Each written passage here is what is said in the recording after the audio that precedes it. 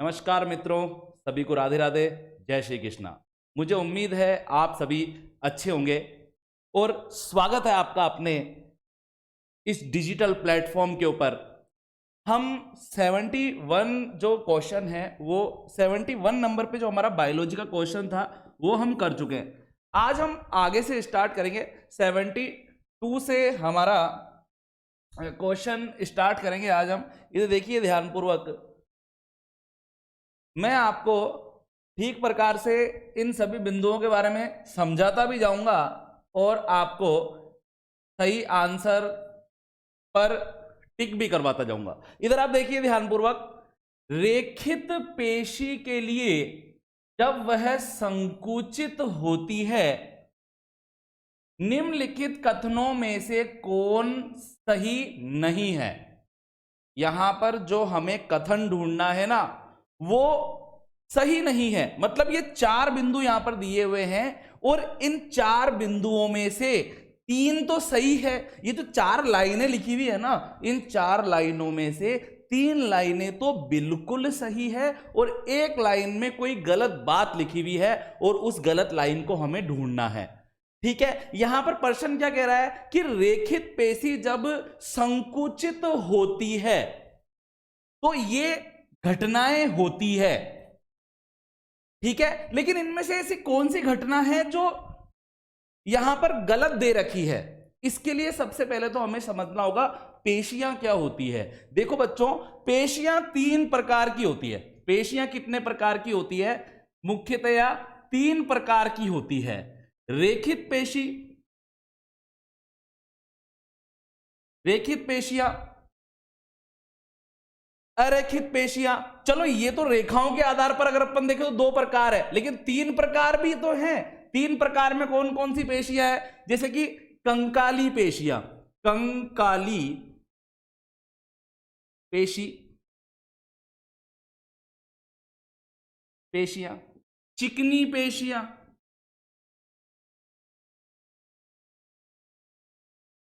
चिकनी पेशियां और हृदय पेशी।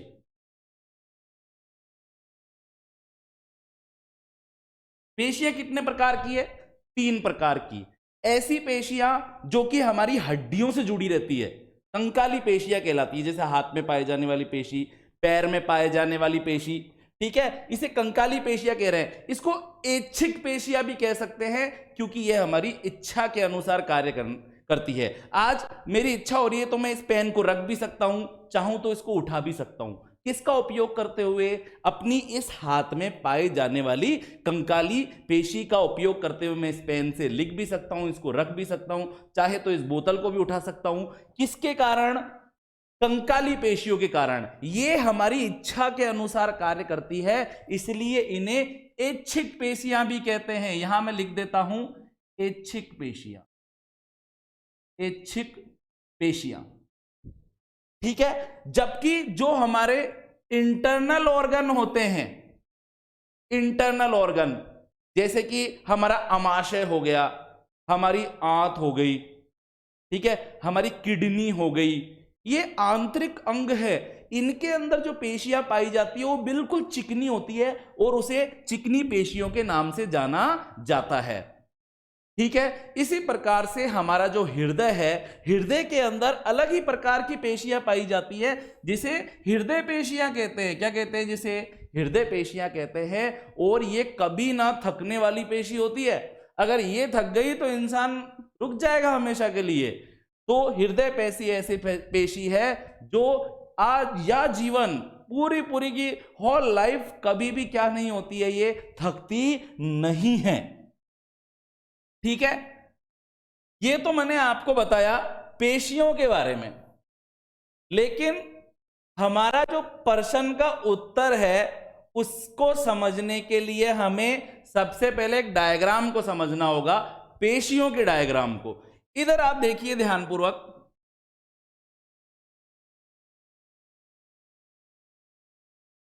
यहां पर मैंने दो ये लाइन बनाई है, इसे जेड लाइन कहते हैं या इसे जेड पट्टी कहते हैं, जेड पट्टी कहते हैं। ठीक है, ये जो जेड पट्टी है, यहां पर भी एक जेड पट्टी पाई जाती है। ये भी कौन सी पट्टी है? जेड पट्टी है, जेड पट्टी। अब इन जेड पट्टी में से 2, 3, 4 कितनी भी लिख सकते हैं अपन, ये आई पट्टी निकल रही है। इस पट्टी का क्या नाम है? आई पट्टी। ठीक है, इसी प्रकार से यहां भी निकल रही है आई पट्टी। इसे इंग्लिश में आई बैंड भी कह सकते हैं। ये भी आई पट्टी है, आई पट्टी। ठीक है, इसी प्रकार से यहां आप अंदर की तरफ देखेंगे, यहां पर जेड पट्टी पाई जाती।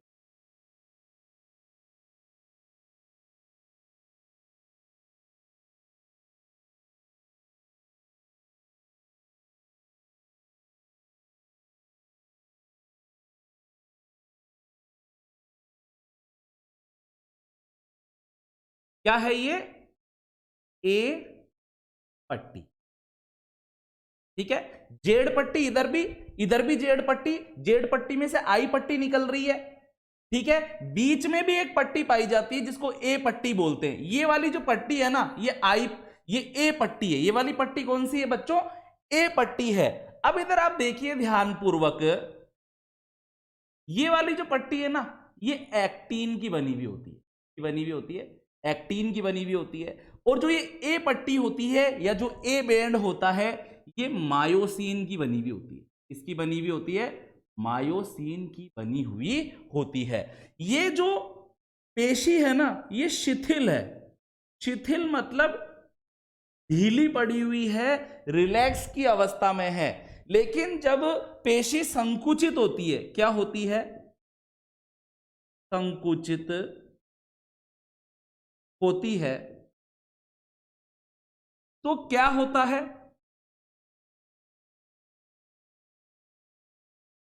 जो दोनों की दोनों जेड पट्टियां हैं, वो एक दूसरे के कहां आ जाती है?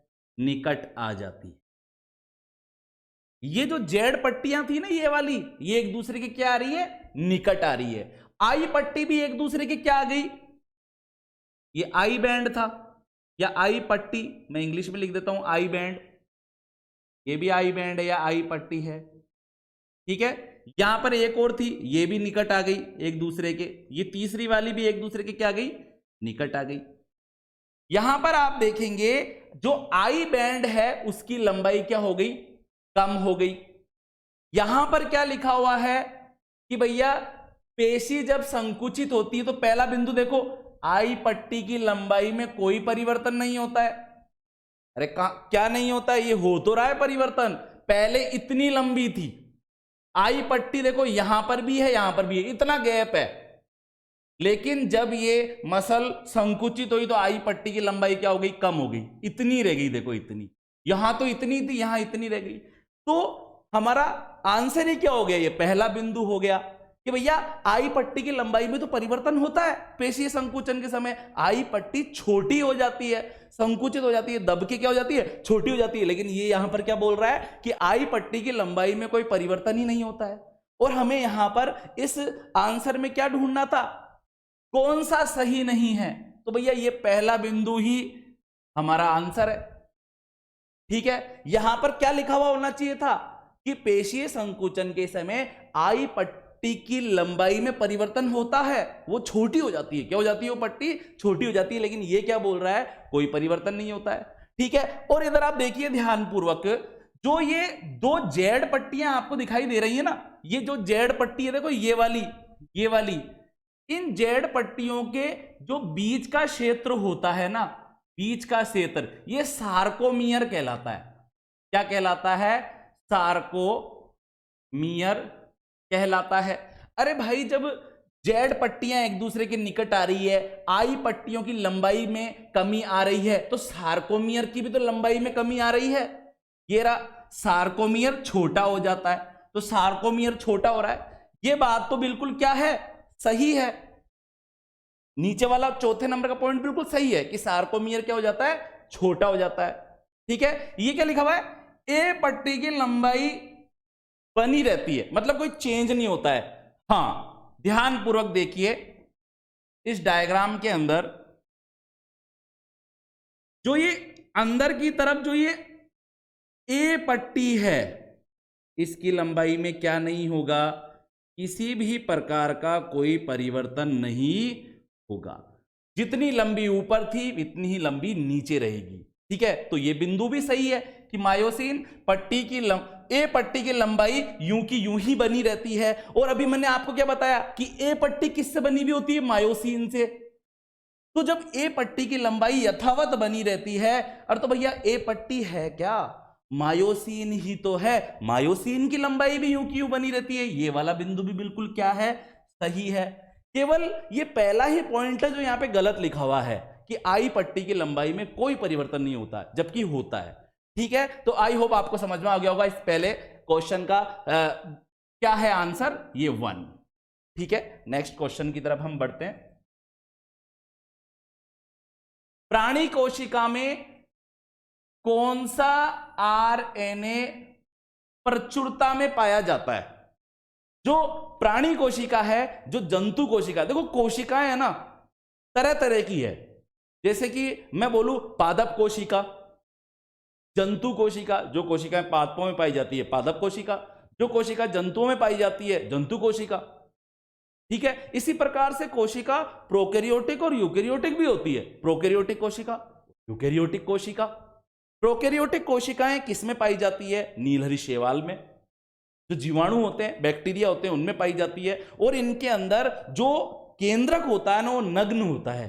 केंद्रक के चारों तरफ झिल्ली नहीं पाई जाती है, सुसंगठित केंद्रक नहीं होता है इसके अंदर। लेकिन जो आप देखेंगे यूकैरियोटिक जो कोशिका होती है उसके अंदर सुसंगठित केंद्रक पाया जाता है।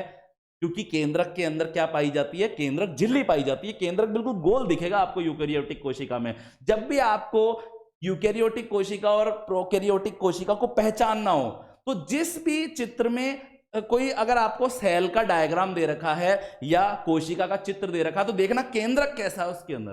केंद्रक अगर आड़ा टेढ़ा है, नग्न है, तो समझ जाना प्रोकैरियोटिक कोशिका है। और यह भी समझ जाना कि वो डायग्राम या तो किसी जीवाणु का होगा या वो किसी शैवाल का होगा, नीलहरी शैवाल का।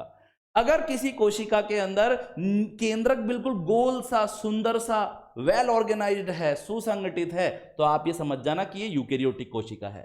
ठीक है, तो ये तो आ गई बात आपको समझ में कि प्राणी कोशिका क्या होती है, जो प्राणियों में पाई जाती है, जो हमारे अंदर पाई जाती है। ठीक है, सबसे पहले अपन देख लेते हैं ये टीआरएनए क्या है। ये ट्रांसफर आरएनए है। कौन सा आरएनए है ये, ट्रांसफर आरएनए, ट्रांसफर आरएनए। ये आरएनए मतलब होता है ribosomal RNA, mitochondrial RNA, mitochondrial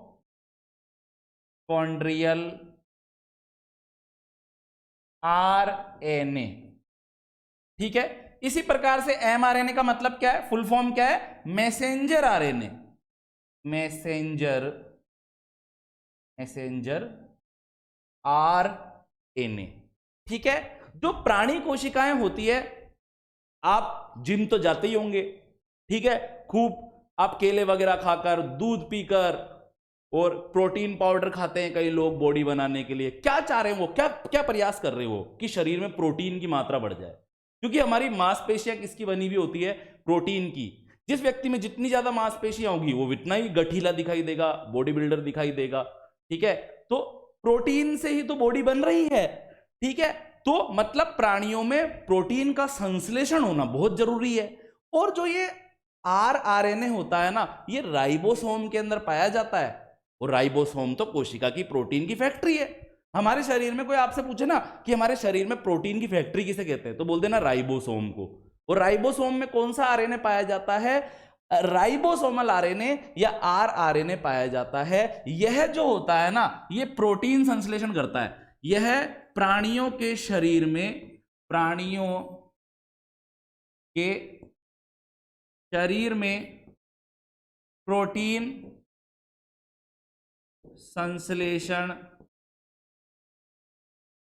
करता है।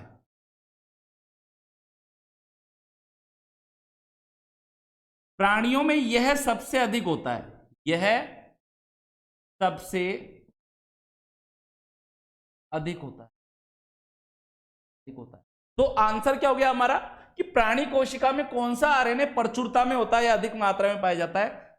आरएनए। ठीक है, प्रोटीन सिंथेसिस करता है, इसलिए हमारे शरीर में ये ज्यादा मात्रा में पाया जाता है।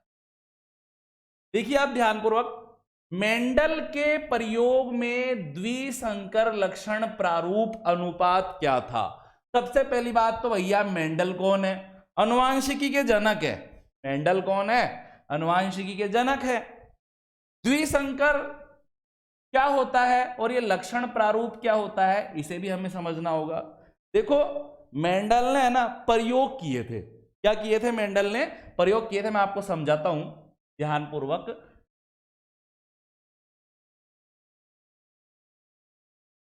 मेंडल के प्रयोग, अब मेंडल ने क्या किया? 3 नियम दिए, 1, 2 और 3। पहला तो दिया इसने प्रभाविता का नियम, प्रभाविता का नियम। दूसरा इन्होंने दिया युग्मकों की शुद्धता का नियम। और तीसरा इन्होंने दिया स्वतंत्र अपव्यूहन का नियम। देखो जो पहले 2 नियम थे ना, वो किस पर आधारित थे? एक संकर संकरण प्रयोग पर आधारित थे। एक संकर संकरण प्रयोग पर आधारित, एक संकर संकरण प्रयोग पर आधारित थे। एक संकर संकरण क्या होता है? जब एक लक्षण को ध्यान में रखते हुए, जब एक लक्षण को ध्यान में रखते हुए पादपों के बीच में जनन करवाया जाता है या क्रॉस करवाया जाता है या संकरण करवाया जाता है, तो इसे ही एक संकर संकरण कहते हैं। लेकिन जब 2 लक्षणों को ध्यान में रखते हुए संकरण करवाया जाता है तो इसे द्विसंकर संकरण कहते हैं। द्विसंकर संकरण। तो स्वतंत्र अपव्यूहन का जो तीसरा वाला नियम था, ये कौन से संकरण पर आधारित था? द्विसंकर संकरण पर आधारित था। ठीक है, इन्होंने अपने द्विसंकर संकरण प्रयोग के अंदर इन्होंने क्या किया? मेंडल ने, देखिए ध्यानपूर्वक, इन्होंने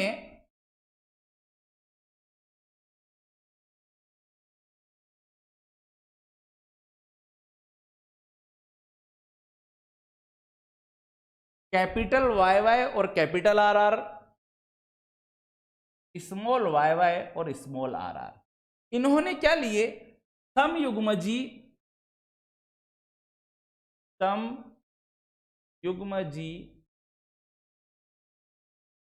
पीले गोल मटर के पादप का। ये YY और RR क्या है? अभी थोड़ी देर पहले अपन ने क्वेश्चन में पढ़ा था लक्षण प्रारूप और जीन प्रारूप। देखो मैं बोलूं कि राजेश और ब्रिजेश, राजेश लंबा है, ब्रिजेश छोटा है, देखने से पता चल रहा है ना। तो जो लक्षण हमें देखने से ही पता लग जाते हैं कि ये काला है, ये गोरा है, या ये पीला है, ये हरा है, या ये लंबा है या छोटा है, उन्हें लक्षण प्रारूप कहते हैं। क्या कहते हैं? उसे लक्षण प्रारूप कहते हैं।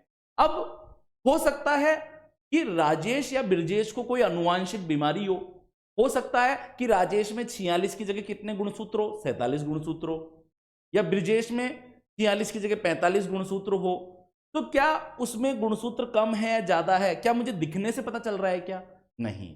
तो जो प्रारूप अनुवांशिक प्रारूप होता है उसे क्या बोलते हैं अपन? जीन प्रारूप बोलते हैं। तो लक्षण प्रारूप क्या होता है? जो ऊपर से दिखाई देता है, और जीन प्रारूप वो होता है जो ऊपरी तौर पर दिखाई नहीं देता है। जैसे कि पीले और गोल जो मटर होते हैं उसकी अनुवांशिक संरचना यह है, capital Y Y capital R R, जबकि जो हरे और झुर्रीदार जो मटर है उसकी अनुवांशिक संरचना है स्मॉल वाई वाई और स्मॉल आर आर। ठीक है,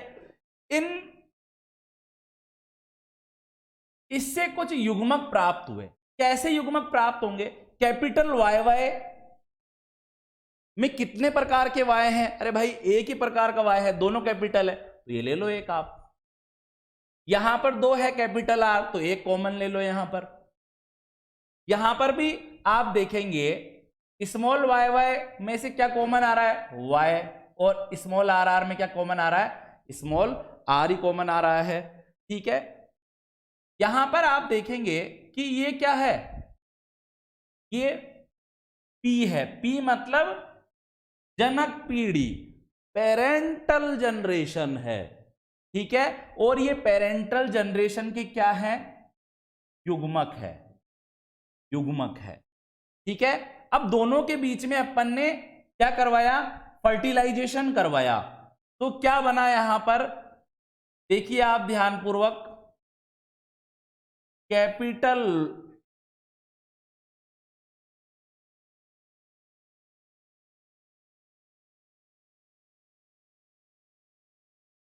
इधर देखिए आप, कैपिटल वाई और स्मॉल वाई, इसी प्रकार से इसके बीच में करवाया, तो क्या बना? कैपिटल आर और स्मॉल आर। तो ये बात आपको समझ में आ गई होगी। ठीक है, कि किस प्रकार से इन्होंने द्विसंकर संकरण के प्रयोगों को करवाया था। किस प्रकार से इन्होंने क्या करवाया था? द्विसंकर संकरण के प्रयोगों को करवाया था। ठीक है, फिर इसके बाद इन्होंने क्या किया?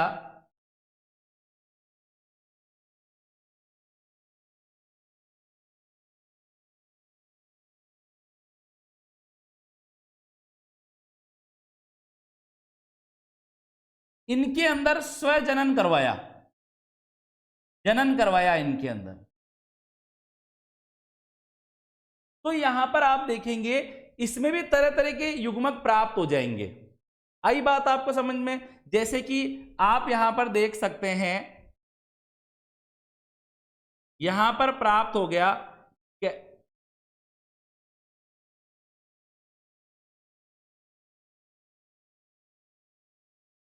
कैपिटल वाई और कैपिटल आर, ये इससे करेगा।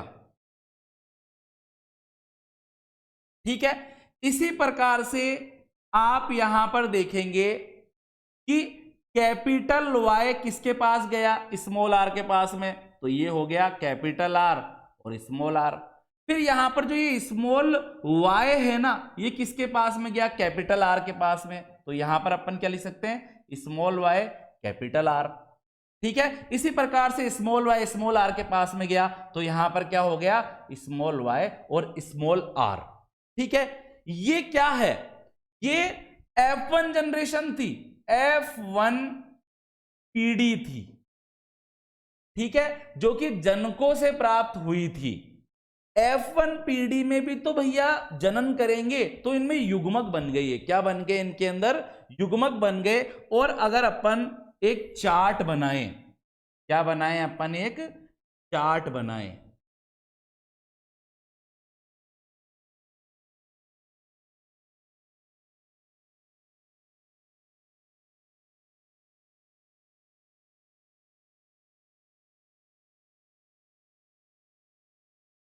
हमें ध्यान रखना है, यहाँ पर हमें कितनी लाइनें लेनी है? 3, ताकि यहां पर हमारे 4 चैम्बर बन जाए, 1 2 3 और ये 4।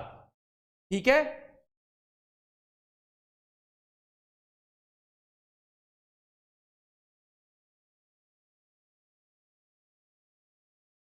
ठीक है, यहां पर भी हमें क्या करवाना है? स्वजनन कराना है या स्वपरागण करवाना है। तो ये के यही युग्मक अपन ऊपर की तरफ किसके रूप में ले सकते हैं, नर के रूप में ले सकते हैं, नर के रूप में ले सकते हैं, ठीक है। और जो यहां की तरफ लिखेंगे ना आप, ये मादा युग्मक कहलाएंगे। इन्हीं को वापस लिख दो यहां पर, आप इन्हीं को वापस क्या कर सकते हो, यहां पर लिख सकते हो। कैसे लिख सकते हो अभी देखते हैं हम।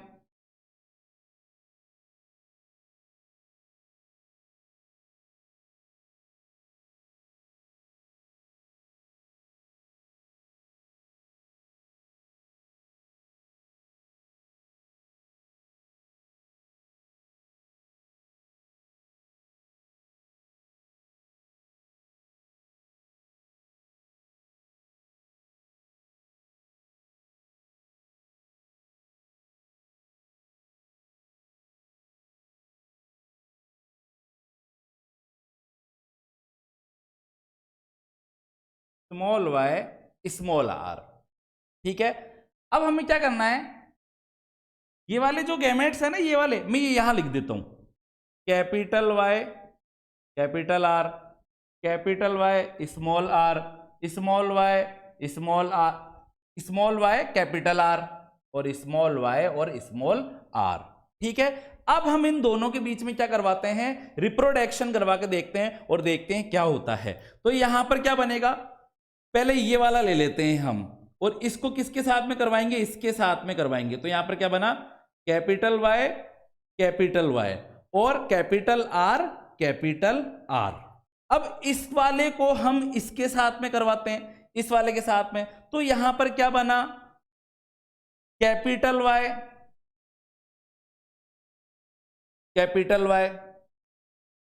Capital R small R. अब इसको हम इससे करवाते हैं, तो यहां पर क्या बना, capital Y small Y capital R और कैपिटल आर। अब इसको हम इस वाले से करवाते हैं, तो यहां पर क्या बन गया, capital Y small Y capital R small R, ठीक है। इसी प्रकार से हम इस वाले को ले लेते हैं और इसको किससे करवाएंगे, वापिस इस फर्स्ट वाले से जनन करवाएंगे। तो यहां पर क्या बन जाएगा, कैपिटल वाई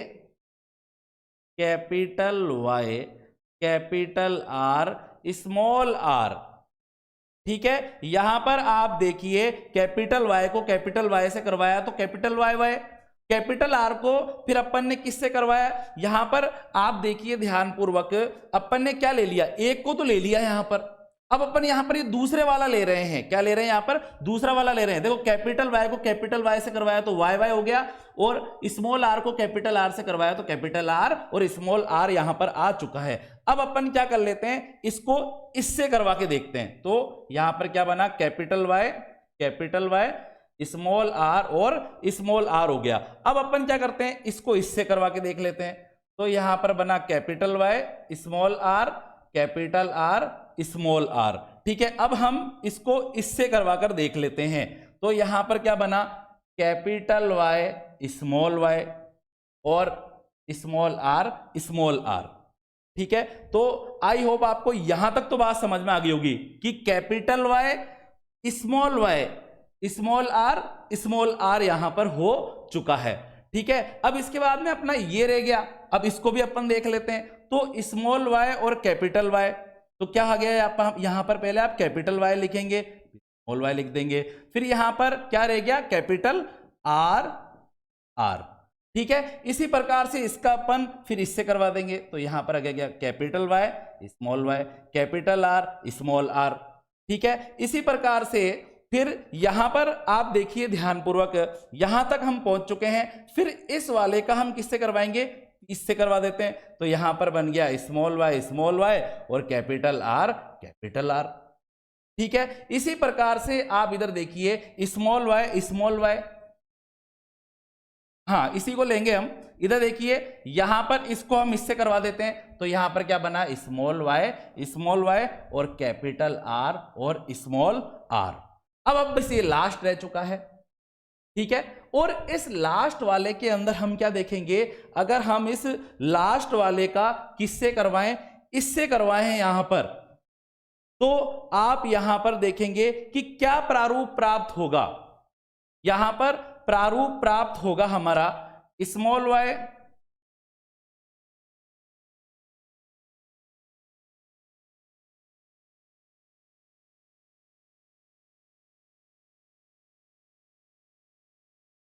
अगर हम इसका इससे करवाएं, ऊपर से लेंगे हम, ऊपर से, मेरा हाथ नीचे चला गया था, इधर देखिए आप, ऊपर से ले रहे हैं अपन, तो यहां पर क्या आ जाएगा, यहां पर कैपिटल Y स्मॉल y, फिर यहां पर क्या आ जाएगा कैपिटल R और स्मॉल r, फिर इसको हम इससे करवा देते हैं, तो यहां पर क्या आ गया, यहां पर कैपिटल Y आ गया, ठीक है, और यहां पर स्मॉल y आ गया, और यहां पर स्मॉल r आ गया। फिर इसके बाद में इसको अपन यहां पर देख लेते हैं, तो यहां पर आ गया small y capital R small r, और लास्ट में अपन देख लेते हैं स्मॉल y स्मॉल r।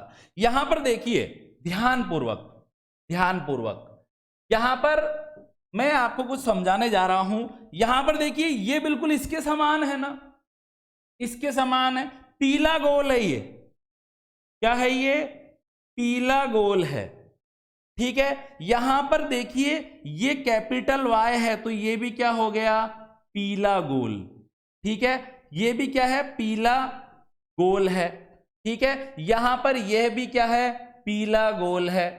अब आप बोलेंगे कि बोले सर पीले का मतलब तो कैपिटल Y होता है ना, लेकिन यहां पर तो कैपिटल Y और स्मॉल y है, फिर ये पीला क्यों है, क्योंकि कैपिटल जो अल्फाबेट होता है वो हमेशा प्रभावी होता है, क्या होता है, वो हमेशा प्रभावी होता है, और वो स्मॉल अल्फाबेट के जो पावर है उसको छुपा देता है, तो इसलिए ये पीला गोल ही रहेगा, क्या रहेगा, यहां पर ये पीला गोल ही यह रहेगा, ठीक है। ये भी क्या है, पीला गोल, ये भी क्या है, पीला गोल है, और इसी प्रकार से ये भी पीला गोल, यहां पर आप समझने का प्रयास कीजिए, ये भी क्या है, पीला।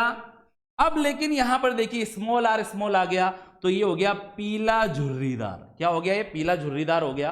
अभी मैं सिर्फ आपको क्वेश्चन बता रहा हूं, लेकिन मेरा फर्ज है पूरा का पूरा आपको एक बार जल्दी से बता देना, ताकि आपको समझ में आ जाए कि इस क्वेश्चन का आंसर क्या होगा। बाकी अपन अनुवांशिकी जब पढ़ेंगे तो वहां पर ये सब कुछ वापस विस्तार पूर्वक बहुत ही आराम से पढ़ेंगे इन सभी टॉपिक को, इसलिए आप को टेंशन लेने की जरूरत नहीं है, ठीक है। यहां पर यह भी पीला गोल था, और यह भी क्या है, यहां पर पीला गोल है, यह भी क्या है, यहां पर पीला गोल है,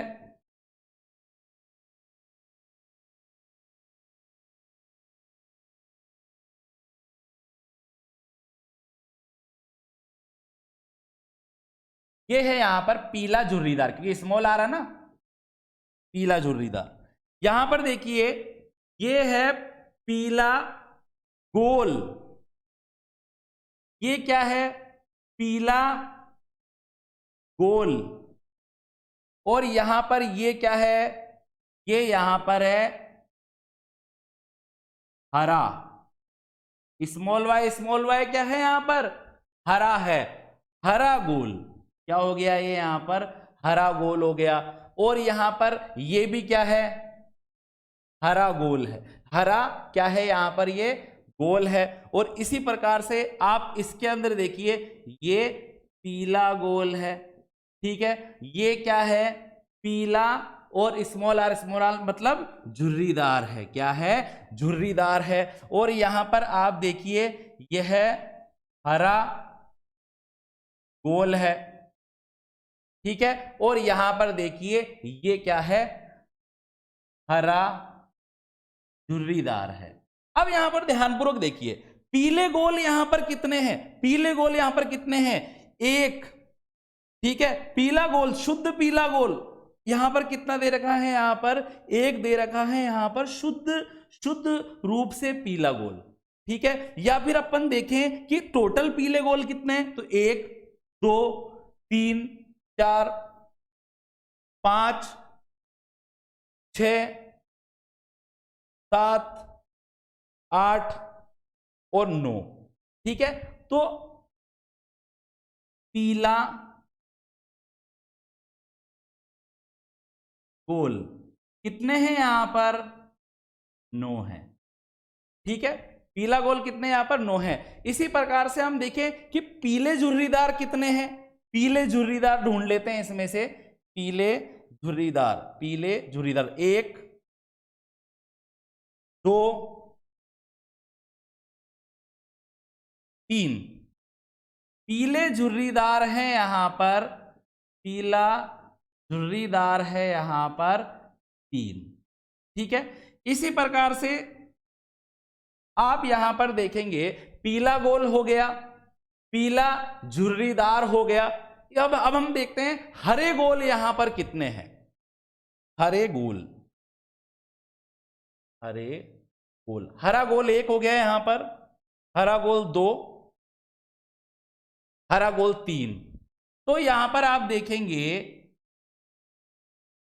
3 है यहां पर हरा गोल। ठीक है, और लास्ट बात, हरा झुर्रीदार कितना है? केवल 1 है यहां पर, 1 है यहां पर हरा झुर्रीदार। तो लक्षण प्रारूप क्या होता है? जो हमें ऊपरी तौर पर दिखाई देता है कि भैया ये गोल है या हरा है। ठीक है, हमें दिख रहा है जो हमारी आंखों से, वो लक्षण प्रारूप है। और लक्षण प्रारूप क्या प्राप्त हुआ यहां पर? ये F2PD है। ये जो प्राप्त हुई ना, ये F2PD है ये। ठीक है, इसके अंदर 9 पीले गोल है, 3 पीले झुर्रीदार हैं, 3 हरे गोल हैं और 1 हरा झुर्रीदार है। तो अनुपात क्या प्राप्त हो गया यहां पर? 9:3:3:1। तो हमारा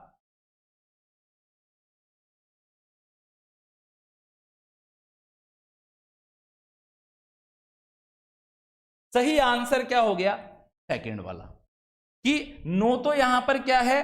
पीले गोल है, 3 यहां पर क्या है? हरे गोल है, और 3 यहां पर क्या है? पीले झुर्रीदार है, और 1 यहां पर क्या है? हरा झुर्रीदार है। तो हमारा सही आंसर क्या है यहां पर? कि मेंडल के प्रयोग में द्विसंकर लक्षण प्रारूप अनुपात कितना था? 9:3:3:1। नेक्स्ट क्वेश्चन की तरफ हम बढ़ते हैं।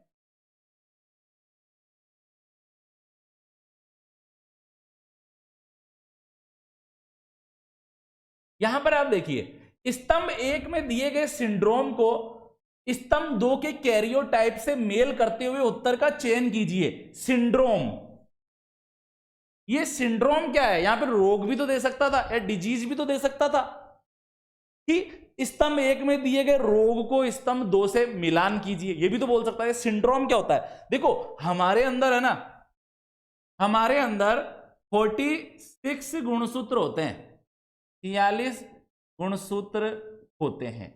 ठीक है, इसमें से जो 44 गुणसूत्र होते हैं ना, वो अलिंग गुणसूत्र होते हैं। अलिंग, अलिंग गुणसूत्र। बाकी के जो 2 गुणसूत्र है, ये लिंग गुणसूत्र। क्या होते हैं? ये लिंग गुणसूत्र होते हैं। ठीक है, नर जो होता है ना, नर और जो मादा है, नर और मादा दोनों में ही 44 और 44 अलिंग गुणसूत्र पाए जाते हैं। ठीक है, लेकिन नर में जो ये 2 लिंग गुणसूत्र है ना, ये कौन सा होगा? X और Y, एक X और एक Y। और जो मादा है उसमें ये लिंग गुणसूत्र कौन सा होगा? XX। ठीक है, क्या होता है आप देखेंगे टोटल संख्या कितनी होगी? नर में भी 46, मादा में भी कितनी है? 46 है यहां पर। ठीक है, तो सिंड्रोम का मतलब क्या होता है? अगर गुणसूत्रों की संख्या 46 की जगह 45 हो जाए, 44 हो जाए, या 46 की जगह 47 हो जाए, मतलब गुणसूत्रों की संख्या शरीर में कम हो जाए या बढ़ जाए, तो जो शरीर में विकार उत्पन्न हो जाते हैं उन्हीं को क्या बोलते हैं? अपन सिंड्रोम बोलते हैं। क्या बोलते हैं? उन्हीं को अपन सिंड्रोम कहते हैं। ठीक है, यहां पर अपन को एक ऐसा पॉइंट ढूंढना है जो गलत दिया हुआ है। ठीक है, इनमें से जो ये सिंड्रोम दे रखे हैं उसका कारण सामने दे रखा है। ये तो सिंड्रोम है और ये इसका कारण सामने है।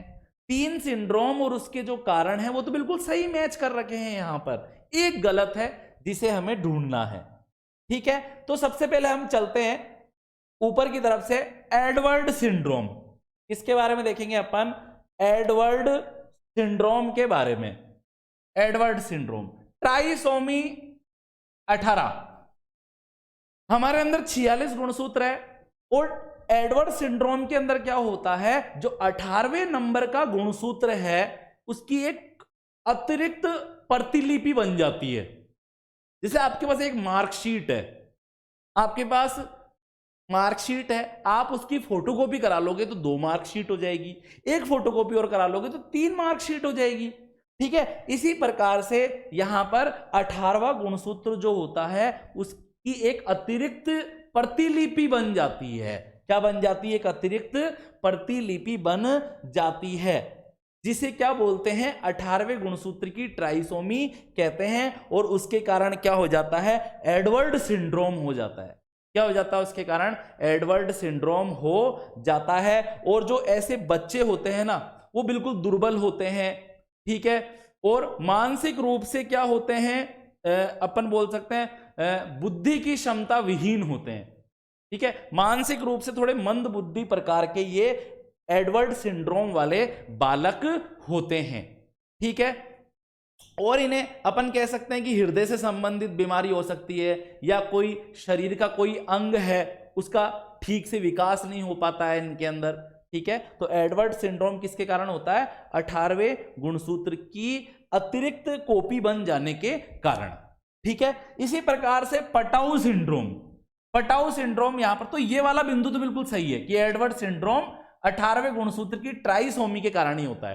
ट्राइसोमी का मतलब क्या है कि 18वें गुणसूत्र की एक प्रतिलिपि और बन जाना। अरे भाई, जब 1 से लेकर 46 के बीच में 18 आता है और 18वां गुणसूत्र 2 बार बन गया तो 46 की जगह कितने हो जाएंगे? अब गुणसूत्र 47 हो जाएंगे। तो गुणसूत्रों का बढ़ना ट्राइसोमी कहलाता है। पटाऊ सिंड्रोम के अंदर आप देखिए, ट्राइसोमी 13, हाँ, पटाऊ सिंड्रोम 13वें नंबर के गुणसूत्र की अतिरिक्त प्रतिलिपि बन जाने के कारण होता है। ठीक है, इसके अंदर क्या होता है, वो के वही लक्षण है, बच्चे मंदबुद्धि होते हैं, जो बच्चे पैदा होते हैं वो मंदबुद्धि होते हैं। ठीक है, उनका जो ऊपरी जो होठ होता है या जो ऊपरी जो तालु होता है वो ठीक प्रकार से विकसित नहीं हो पाता है। क्या नहीं हो पाता? विकसित नहीं हो पाता। यहां पर अपन कह सकते हैं कि एक ऐसा जैसे बच्चा है ना, ठीक है, इसके जो ऊपरी होठ होता है इसके अंदर ऐसा कट सा लग जाता है। ठीक है, मतलब यहां पे होठ ही नहीं होता है, तो होठों का डेवलप नहीं हो पाना, या फिर ठीक प्रकार से तालु का डेवलप नहीं हो पाना, ठीक प्रकार शरीर का कोई अंग का डेवलप नहीं हो पाना, ये पटाऊ सिंड्रोम कहलाता है। ठीक है, टर्नर सिंड्रोम के यहां आप देखिए, टर्नर सिंड्रोम यहां पर लिखा हुआ है ट्राइसोमी 21। क्या 21वें गुणसूत्र की अतिरिक्त प्रतिलिपि बन जाने के कारण टर्नर सिंड्रोम होता है क्या? नहीं, टर्नर सिंड्रोम होता है महिलाओं के अंदर। किसमें होता है? महिलाओं के अंदर। और महिलाओं में कौन से लिंग गुणसूत्र पाए जाते हैं? XX गुणसूत्र पाए जाते हैं। किसके कारण होते हैं? XX गुणसूत्र पाए जाते हैं। इधर आप देखिए, एक महिला है, 44XX, ठीक है, 46 गुणसूत्र है इसमें। और अपन किसके बारे में पढ़ रहे हैं? टर्नर सिंड्रोम के बारे में, टर्नर सिंड्रोम के बारे में। एक महिला है, ये नॉर्मल महिला है, बिल्कुल स्वस्थ महिला है, 46 गुणसूत्र इसके अंदर पाए जा रहे हैं, 44 तो अलिंग गुणसूत्र है, और जो ये 2 XX है ना, ये इसके लिंग गुणसूत्र है। क्या है? ये इसके लिंग गुणसूत्र है। कभी कभी क्या होता है कि कुछ महिलाओं में जिनको कौन सा सिंड्रोम है? टर्नर सिंड्रोम है, उनमें अलिंग गुणसूत्रों की संख्या तो 44 ही रहती है, लेकिन एक X गुणसूत्र की संख्या क्या हो जाती है? कम हो जाती है। यहां पर एक X गुणसूत्र क्या हो गया? इनके अंदर कम हो जाता है, जिसके कारण गुणसूत्रों की संख्या कितनी रह जाती है? 45। और इसी को क्या बोलते हैं पर? टर्नर सिंड्रोम कहते हैं। टर्नर सिंड्रोम देखो लिखा हुआ नर है, लेकिन होता महिलाओं में। ठीक है, तो जो बच्चियां जन्म ले रही है अगर उसमें टर्नर सिंड्रोम है तो समझ जाना कि उसमें एक एक्स गुणसूत्र की कमी है। और लक्षण क्या है टर्नर सिंड्रोम के? लक्षण क्या है कि भैया थोड़ी मंदबुद्धि अपन कह सकते हैं, मंदबुद्धि प्रकार की होती है ये, ठीक है। टर्नर सिंड्रोम वाली जो महिलाएं होती है ये कैसी होती है? मंदबुद्धि वाली होती है, ठीक है। अल्प विकसित स्तन ग्रंथियां, अल्प विकसित स्तन ग्रंथियां इनके अंदर पाई जाती है, ठीक है। और अपन बोल सकते हैं बंध्य होती है,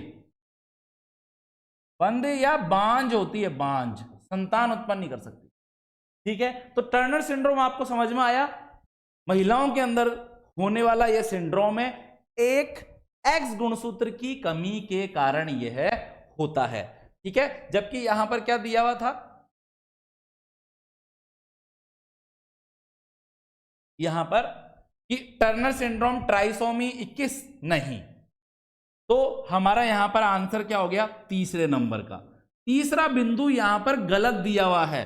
टर्नर सिंड्रोम ट्राइसोमी 21 के कारण नहीं होता है, 21वें गुणसूत्रों की 21वें गुणसूत्र के 2 बार बन जाने से नहीं होता है, बल्कि ये तो किससे होता है? एक एक्स गुणसूत्र की कमी से। किससे होता है? एक एक्स गुणसूत्र की कमी से। कमी से किसमें होता है? मादा में होता है, ठीक है। इसको भी समझ लेते हैं। क्लाइनफेल्टर सिंड्रोम क्या है? ये बिल्कुल सही दिया हुआ है यहां पर, ये पुरुषों में होने वाला सिंड्रोम है। पुरुषों की मैंने यहां पर आपको आनुवांशिक संरचना बताई थी एक्स वाई, ठीक है। अब क्या होता है, अगर किसी पुरुष के अंदर एक एक्स गुणसूत्र बढ़ जाए तो ये ऐसी स्ट्रक्चर होगी, ठीक है। अगर एक वाई गुणसूत्र बढ़ जाए तो ऐसी स्ट्रक्चर होगी, एक एक्स और 2 वाई, ठीक है। कभी कभी एक एक्स गुणसूत्र भी बढ़ जाता है और कभी कभी एक वाई गुणसूत्र भी बढ़ जाता है, ठीक है। ये सारे के सारे उदाहरण किसके हैं? क्लाइनफेल्टर सिंड्रोम के हैं। ये पुरुषों में पाया जाने वाला सिंड्रोम है। कैसा सिंड्रोम है ये? पुरुषों में पाया जाने वाला सिंड्रोम है। और इनमें गुणसूत्रों की संख्या कितनी हो जाएगी? यहां पर एक एक्स ज्यादा है तो 46 की जगह कितना हो जाएगा? 47, ठीक है। यहां पर भी कितनी रहेगी? 47 हो जाएगी। जबकि यहां पर कितनी हो जाएगी? 46, 47, 48 गुण। तो चाहे 47 हो, चाहे 48 हो, चाहे 50 हो जाए, क्या है? नरों में होने वाला सिंड्रोम क्या है? क्लाइनफेल्टर सिंड्रोम है। और ये किस वजह से होता है? किस वजह से होता है ये? अतिरिक्त एक्स या वाई क्रोमोसोम की उपस्थिति के कारण होता है। लक्षण क्या है इसके क्लाइनफेल्टर सिंड्रोम के? कि जो जिन पुरुषों को क्लाइनफेल्टर सिंड्रोम होता है ना, वो मानसिक तौर पे क्या होते हैं? थोड़े विक्षिप्त होते हैं। क्या होते हैं? मानसिक तौर पे थोड़े विक्षिप्त होते हैं। अपन बोल सकते हैं कि इनकी बौद्धिक जो क्षमता है वो कम होती है, शरीर की लंबाई इनकी अधिक होती है, हाथ पैर इनके क्या होते हैं? लंबे होते हैं। और क्या होता है? पुरुष होते हुए भी इनमें स्तन ग्रंथियां विकसित हो जाती है। तो आई होप आपको ये वाला क्वेश्चन समझ में आ गया होगा कि ये वाला यहां पर पॉइंट गलत है कि टर्नर सिंड्रोम 21वें गुणसूत्र की ट्राइसोमी के कारण नहीं होता है, बल्कि मादाओं में एक एक्स गुणसूत्र की कमी के कारण होता है।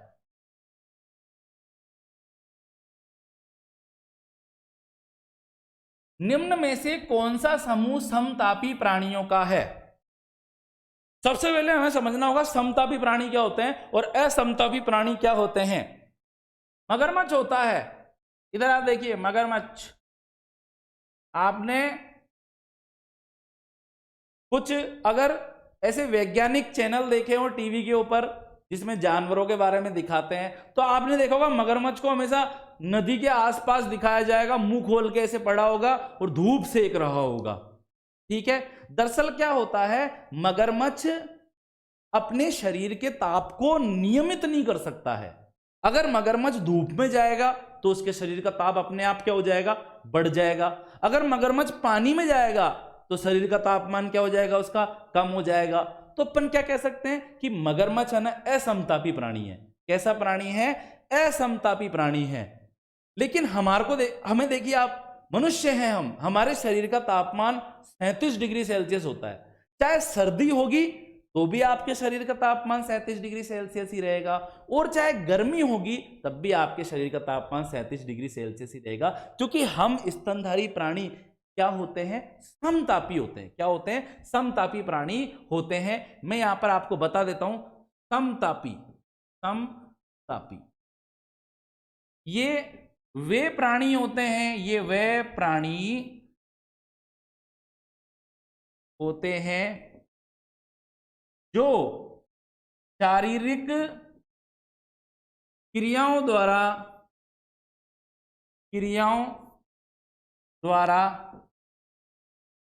अपने शरीर के ताप का नियमन करते हैं। ठीक है, व्हेल है, जैसे इसमें यहां पे मैं उदाहरण लिख देता हूं, मानव हमेशा 37 डिग्री सेल्सियस रहता था तापमान। अब ये नहीं कि भैया अब आप क्वेश्चन पूछो कि बोले सर अगर चारों तरफ आग लग जाए तो भी 37 रहेगा क्या? अरे भाई ऐसा नहीं, नॉर्मल कंडीशन में जब थोड़ी सर्दी है या थोड़ी गर्मी है, ठीक है, तो 37 ही रहता है। अब थोड़ी देर धूप में बाहर जाकर अंदर आ गए छाया में तो भी 37 रहेगा। ठीक है ना, वो नहीं कि सुबह से शाम तक धूप में खड़े रहो फिर बोलो सर 37 ही रहेगा क्या। ठीक है ना, इधर आप देखिए ध्यानपूर्वक, तो समतापी प्राणी ये वे प्राणी होते हैं जो शारीरिक क्रियाओं के द्वारा अपने शरीर के ताप का नियमन करते हैं। इनका ताप हमेशा स्थिर बना रहता है। और ये कौन होते हैं, स्तनधारियों में, जैसे व्हेल है, सबसे बड़ा स्तनधारी है ये, जलीय व्हेल। ठीक है, कबूतर, पक्षी साइबेरिया में भी रहते हैं जहां पर बर्फ जमी रहती है। पक्षी हमारे यहां पर भी आते हैं, ठीक है, नदियों झीलों के अंदर। ठीक है, तो पक्षी को उड़ना पड़ता है, बहुत ऊंचाई पर उड़ना पड़ता है, बहुत अधिक कार्य करना पड़ता है। ठीक है, पक्षी पता है सबसे ज्यादा ऊर्जावान है, आसानी से वो थकते नहीं है, बहुत लंबी दूरियों तक उड़कर चले जाते हैं। पक्षी भी समतापी प्राणी होते हैं। ठीक है, चमगादड़ क्या है, चमगादड़ भी स्तनधारी है, उड़ने वाला स्तनधारी है ये। तो ये भी स्तनधारी, ये भी स्तनधारी, ये पक्षी, तीनों के तीनों ही क्या है, तीनों के तीनों ही क्या है, समतापी है। तो इसका आंसर क्या हो गया हमारा, 1। ठीक है, जो क्रोकोडाइल होता है ये असमतापी है। ठीक है, एलिगेटर भी असमतापी है, चमगादड़ समतापी है। लेकिन यहां पर तो तीनों के तीनों समतापी होते तो ये दूसरा आंसर होता। वेल यहां पर समतापी है, एलिगेटर असमतापी है, ठीक है, कबूतर समतापी है, हिप्पोकैम्पस जलीय जीव है, ये मछली है, ये समुद्री घोड़ा होता है ये। ठीक है, ये भी क्या है, अपन बोल सकते हैं कुछ मछलियां असमतापी होती है और कुछ समतापी होती है। ये भी एक तरह से असमतापी है, ये समतापी है और ये असमतापी है। आ रही है बात आपको समझ में? आंसर क्या है, ये तीनों की तीनों ही समतापी है। आगे बढ़ते हैं हम, इधर आप देखिए ध्यानपूर्वक, संघों के नाम युक्त सूची को संरचनाओं युक्त सूची 2 से मेल करें तथा सही उत्तर का चयन करें। ये चयन वाले क्वेश्चन बहुत ज्यादा इंपॉर्टेंट होते हैं। आप चाहे कहीं से भी पढ़े इन प्रश्न को, हम क्या करते हैं, हम सिर्फ सही आंसर को याद कर लेते हैं। जैसे कि क्वेश्चन पूछा होता कि पोरीफेरा में कौन सी कोशिकाएं पाई जाती है, फॉस्फिड, पश्चगुद में, फॉस्फिड या पश्चगुद, कुछ भी ऐसा क्वेश्चन आता, हम डायरेक्ट क्या याद कर लेंगे कि भैया पोरीफेरा के अंदर कीटाणु कोशिकाएं पाई जाती है, रट लिया आंसर। बाकी के सभी बिंदुओं को हम नहीं देखते हैं। ठीक है, जब भी ऐसे मिलान वाले प्रश्न आते हैं तो हमें सबको देखना पड़ेगा। इससे पता है हमारा कोर्स भी जल्दी कवर होगा और हमें समझ में भी ज्यादा अच्छा आएगा। इधर आप देखिए ध्यानपूर्वक, पोरीफेरा के अंदर कौन सी सूची 1 को सूची 2 से मिलाते हैं अपन।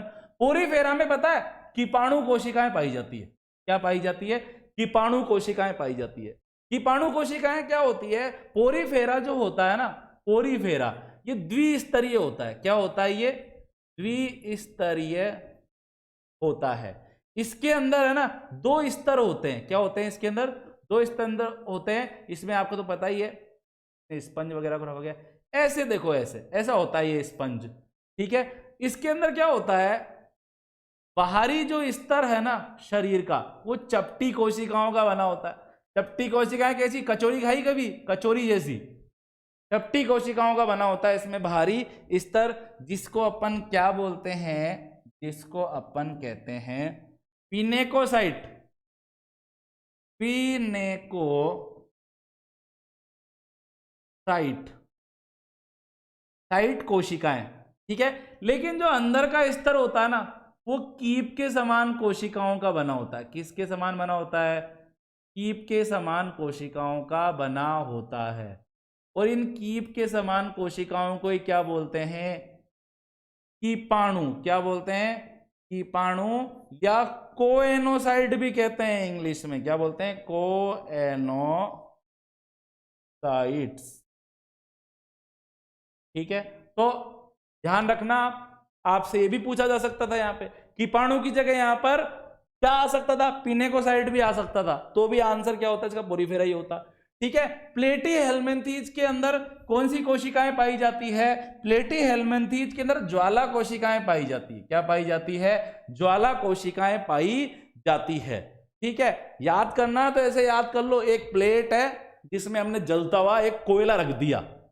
ऐसे इमेजिन करो कि एक प्लेट है, इसमें जलता हुआ कोयला पड़ा है, बस। प्लेटी हेलमिंथीज में ज्वाला कोशिकाएं, ठीक है। इधर देखिए ध्यान पूर्वक, गाय, भैंस, कुत्ता, बिल्ली, ये सब क्या है? कोर्डेट है। क्या इनमें पूंछ नहीं पाई जाती है? क्या पाई जाती है। इनकी जो गुदा मार्ग होता है वहां से एक पूंछ निकलती है, ठीक है। तो पश्च गुद पूंछ किस में पाई जाती है? कोर्डेटा में पाई जाती है। किस में पाई जाती है? कोर्डेटा में पाई जाती है। जबकि जो निमेटो हेलमिंथीज है, इनमें फॉस्फेट्स नाम की संरचना पाई जाती है, और ये संवेदी अंग है। क्या है ये? संवेदी अंग है। जैसे आप मुझे देख पा रहे हो अपनी आंखों के द्वारा, क्योंकि आपकी जो आंखें हैं वो प्रकाश संवेदी अंग है। आप मेरी बातों को सुन पा रहे हो क्योंकि आपके जो कान है ना, वो ध्वनि संवेदी है। क्या है? ध्वनि संवेदी है। इसी प्रकार से ये बेचारे है तो सरल जीव, लेकिन इनके अंदर भी संवेदी अंग पाए जाते हैं, फॉस्फेट। तो फॉस्फेट नाम के संवेदी अंग किस में पाए जाते हैं? निमेट हेलमिंथीज में पाए जाते हैं। तो अपन देखते हैं इसमें से क्या हो सकता है इसका आंसर। पहले का यहाँ पर अपन ने मिलाया है पोरीफेरा का कीटाणु, तो अपन देख लेते हैं। ए का 2 किस में दे रखा है? ए का 2 यहाँ पर तो सही है, चलो। बी का क्या दे रखा है यहाँ पर? बी का 1 सही है। सी का क्या दे रखा है यहाँ पर? सी का 3 दे रखा है। और डी का यहाँ पर क्या दे रखा है? 6 दे रखा है। तो इसका आंसर क्या हो गया? 3 नंबर का हो गया। क्या हो गया इसका आंसर? 3 नंबर का हो गया। इधर आप देखिए ध्यानपूर्वक, कौन सा एंजाइम भोजन में उपस्थित प्रोटीन का पाचन नहीं कर पाता है? देखो, ट्रिप्सिन, काइमोट्रिप्सिन, पेप्सिन, रेनिन,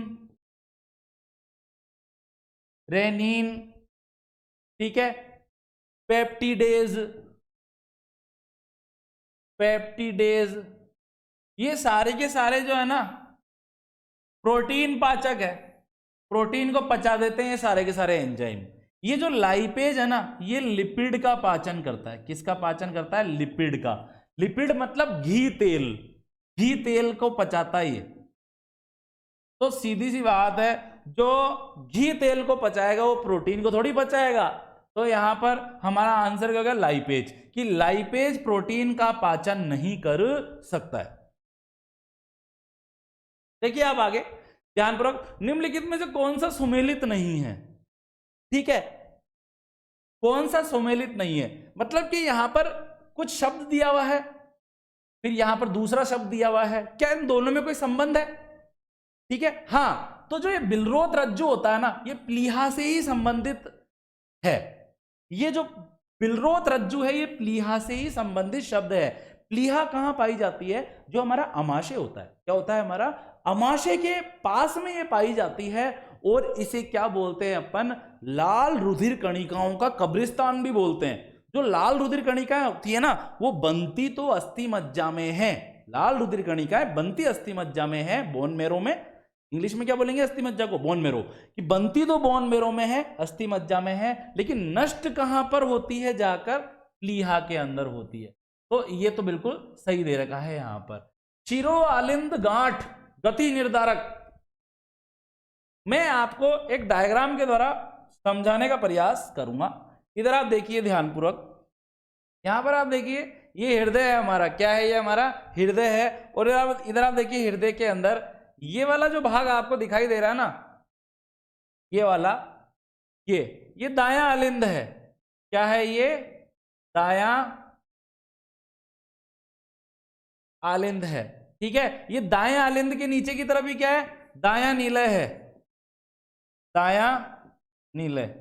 अब हम भूल जाते हैं, बोले सर दायां इधर होगा या इधर होगा, तो बिल्कुल सरल है। जैसे मैं ऐसे खड़ा हूं ना, मेरा दायां हाथ यह है। दायां क्या होता है? जिससे हम खाना खाते हैं। ठीक है, दायां है। तो जो दाईं तरफ आपको दिख रहा है ना, मैं खड़ा हुआ हूं दाईं तरफ, ये दायां आलिंद है। और जो मेरे बाएं हाथ की तरफ है वो क्या है? वो बायां भाग है। ठीक है, 4 चैम्बर है इसमें, 1 2 3 और ये 4।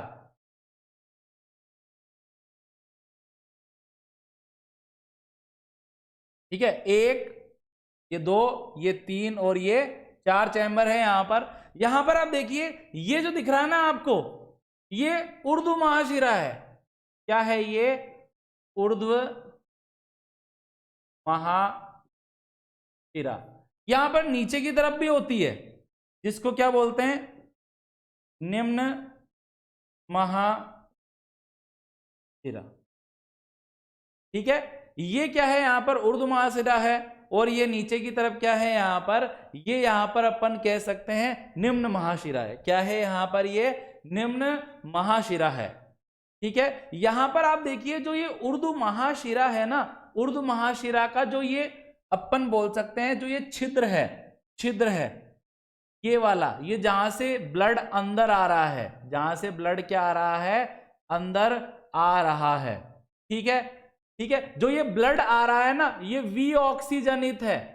वी ऑक्सीजनित, वी ऑक्सीजनित है, मतलब अशुद्ध रक्त है, शरीर से आता है। कहां से आता है? ये शरीर से आता है। ठीक है, ये वी ऑक्सीजनित रुधिर इस ऊर्ध्व महाशिरा से अंदर की तरफ कहां आ रहा है? दाएं आलिंद में। और दाएं आलिंद से कहां आ गया? फिर दाएं नीले में आ गया। और फिर दाएं नीले से क्या होता हुआ? इस छिद्र से होता हुआ कहां पहुंच गया? यहां पर फुफ्फुसीय धमनी द्वारा कहां पहुंच गया? फेफड़ों में। कहां पहुंच गया? फेफड़ों में। फेफड़ों में ये जो वी ऑक्सीजनित रुधिर है, ये अशुद्ध रक्त है, ये प्योर होता है, फिल्टर हो जाता है। क्या हो जाता है? वहां पे फिल्टर हो जाता है। इसमें से CO2 निकलकर वातावरण में चली जाती है और वातावरण से ऑक्सीजन इसमें मिल जाती है। तो फिर जो फेफड़ों से जो ये ऑक्सीजनित रुधिर है, कैसा रुधिर है? ऑक्सीजनित रुधिर है।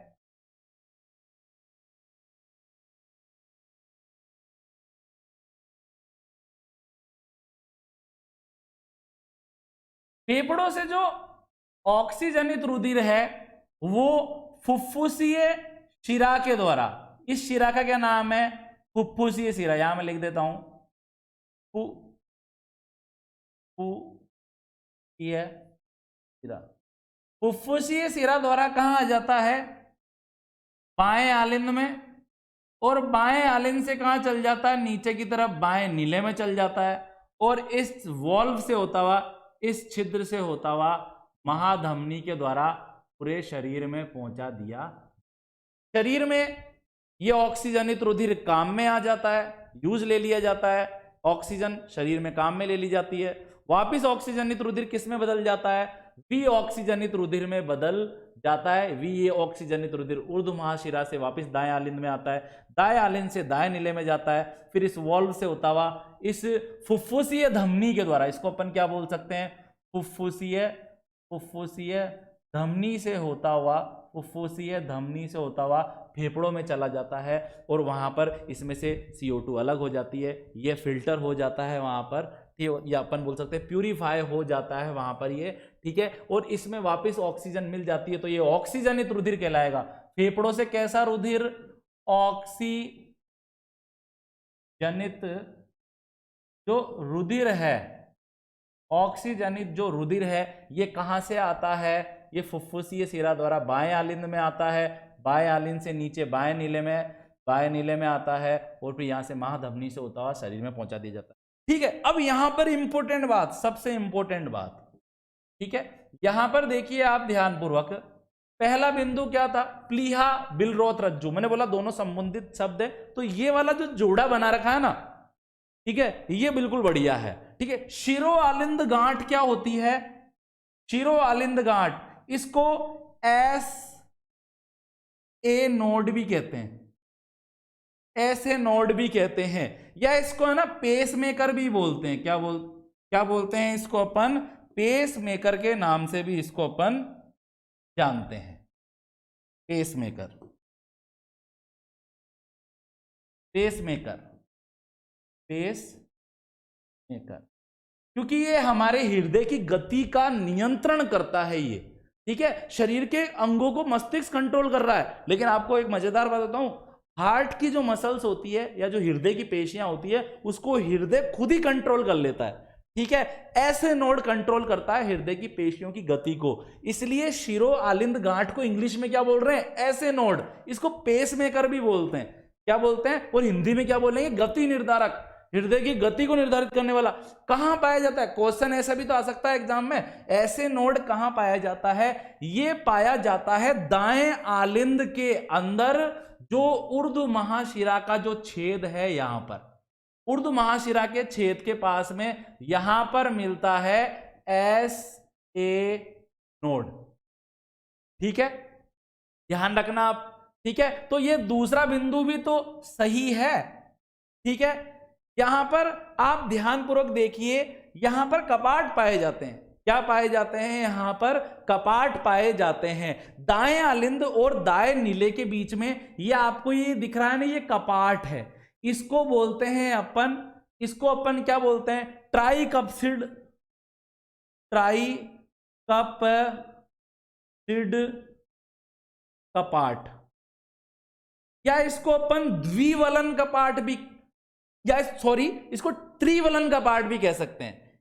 ये क्या है? यहां पर ट्राइकप्सिड कपाट है और अपन इसको त्रिवलन कपाट कहेंगे। हिंदी में पता चल रहा ना, ट्राइकप्सिड, ट्राई मतलब त्रिवलन, त्रिवलन कपाट भी कहते हैं। जबकि जो बायां आलिंद है और जो ये बायां आलिंद और ये बायां नीले है, इसके बीच में क्या पाया जाता है? डाइकप्सिड, डाइकप्सिड कपाट पाया जाता है, ठीक है।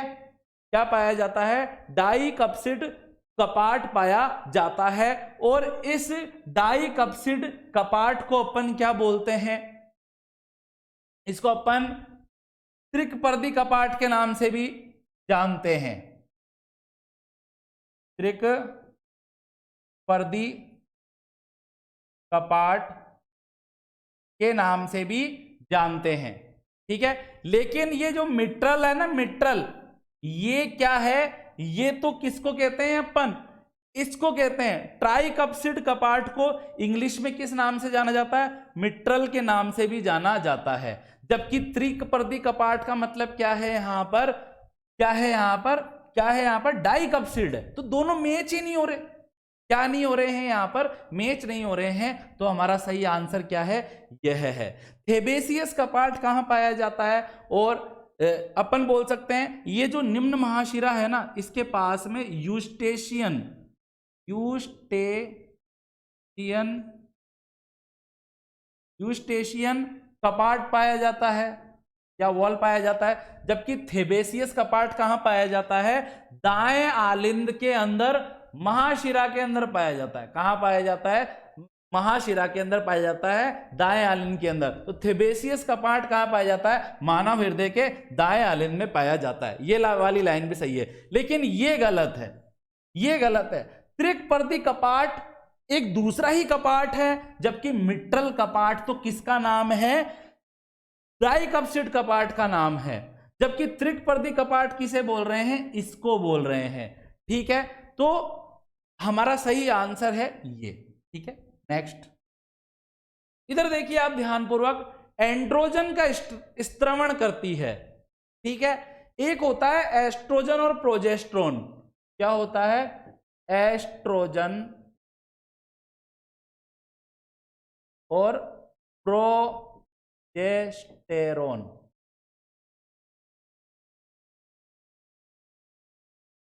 एस्ट्रोजन और प्रोजेस्टेरोन, ठीक है। इसका स्त्रवण किसके द्वारा किया जाता है? इनका स्त्रवण किया जाता है कार्पस ल्यूटियम के द्वारा।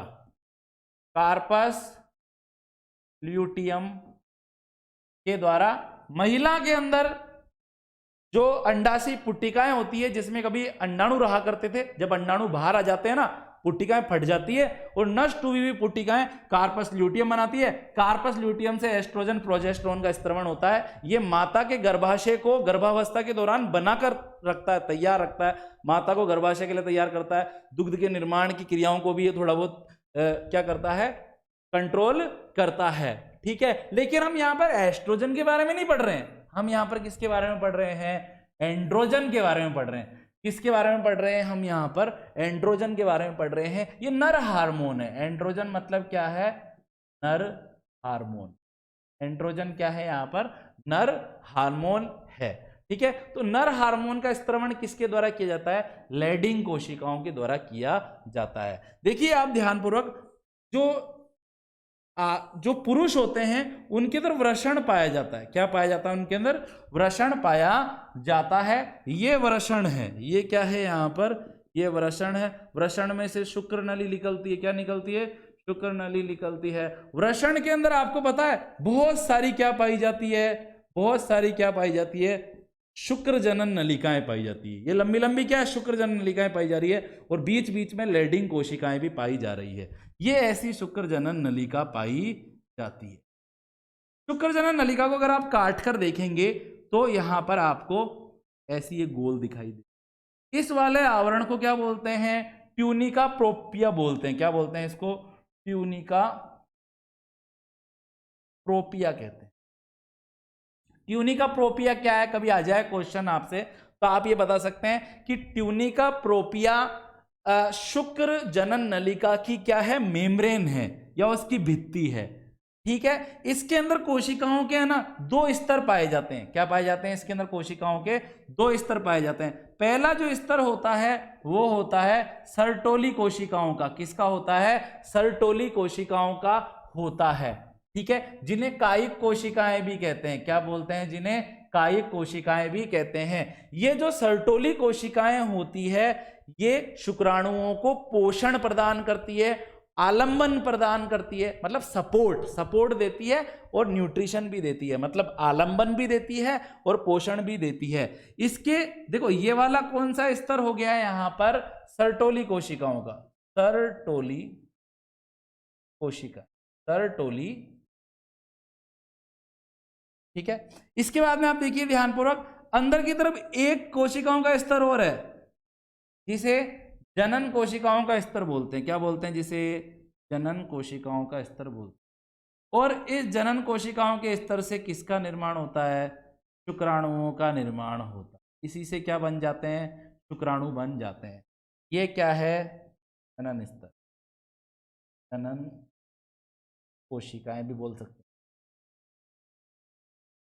ठीक है, तो यहां पर आप देखिए ध्यानपूर्वक, ट्यूनिका प्रोपोरिया क्या है, शुक्र जनन नलिका की जो मेम्ब्रेन है, शुक्र जनन नलिका की जो मेम्ब्रेन है इसको ट्यूनिका प्रोपोरिया बोल रहे हैं। ठीक है, जबकि शुक्राणु जनीय कोशिकाएं क्या होती है, ये सर्टोली कोशिकाओं के नीचे की तरफ पाए जाने वाली कोशिकाएं हैं। सर्टोली कोशिकाओं के नीचे की तरफ पाए जाने वाली कोशिकाएं जो शुक्राणुओं का निर्माण करती है।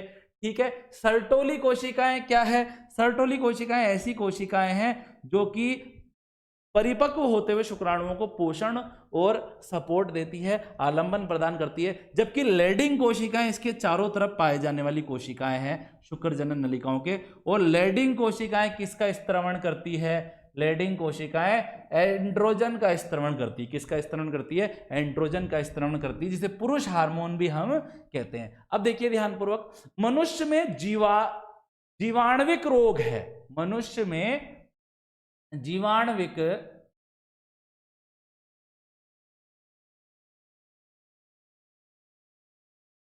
रोग है या जीवाणु जनित रोग भी आ सकता है। क्या आ सकता है, जीवाणु जनित रोग भी आ सकता है।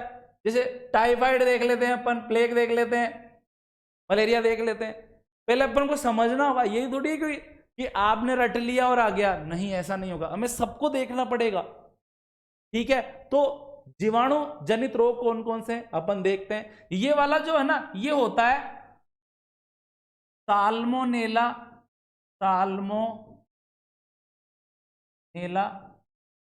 टाइफी द्वारा, टाइफी जीवाणुओं के द्वारा। ये जो प्लेग होता है ना, प्लेग प्लेग ये होता है पोस्चुरेला पेस्टिस के द्वारा, पेस्टिस। ठीक है, जो मलेरिया रोग होता है ये किसके द्वारा होता है? प्लाज्मोडियम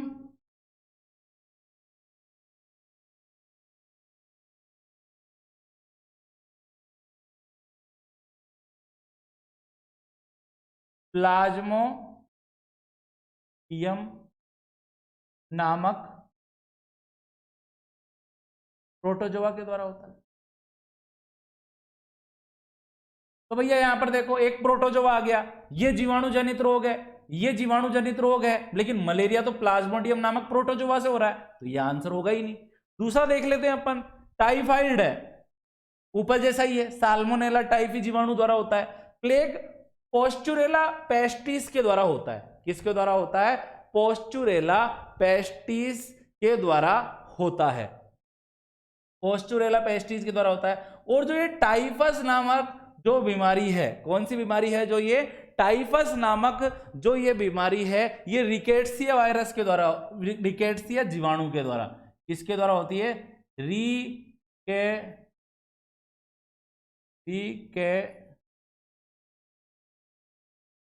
क्या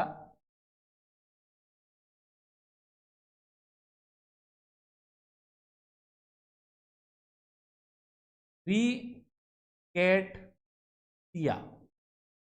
जीवाणु के द्वारा होती है। जो टाइफस नामक बीमारी है किसके द्वारा हो रही है? रिकेट्सिया नामक जीवाणु के द्वारा हो रही है। तो प्लेग भी पोस्चुरेला पेस्टिस जीवाणु द्वारा हो रहा है, टाइफाइड भी साल्मोनेला टाइफी जीवाणु द्वारा हो रहा है। मतलब कि भैया ये जो 2 नंबर का है ना, इसमें सारे के सारे रोग जीवाणुओं द्वारा हो रहे हैं। ठीक है, तो हमारा आंसर क्या हो गया? 2। डिप्टीरिया किसके द्वारा होता है? अपन बोल सकते हैं डिप्लोकोकस के द्वारा होता है। किसके द्वारा होता है? एक डिप्लोकोकस नाम का बैक्टीरिया होता है। ठीक है, इन्फ्लुएंजा किसके द्वारा होता है? ये वायरस जनित है। किसके द्वारा होता है? ये वायरस जनित रोग है। और इसके वायरस का नाम क्या है? इन्फ्लुएंजा ABCD,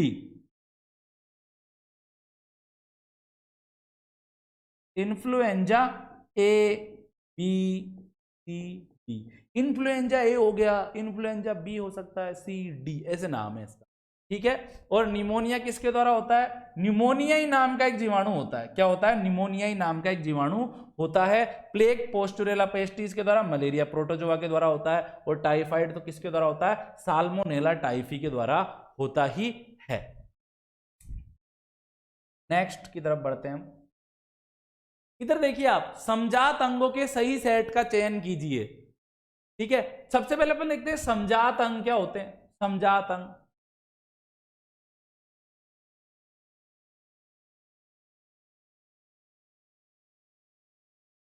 समजात अंगों को अपन ध्यान पूर्वक देख लेते हैं।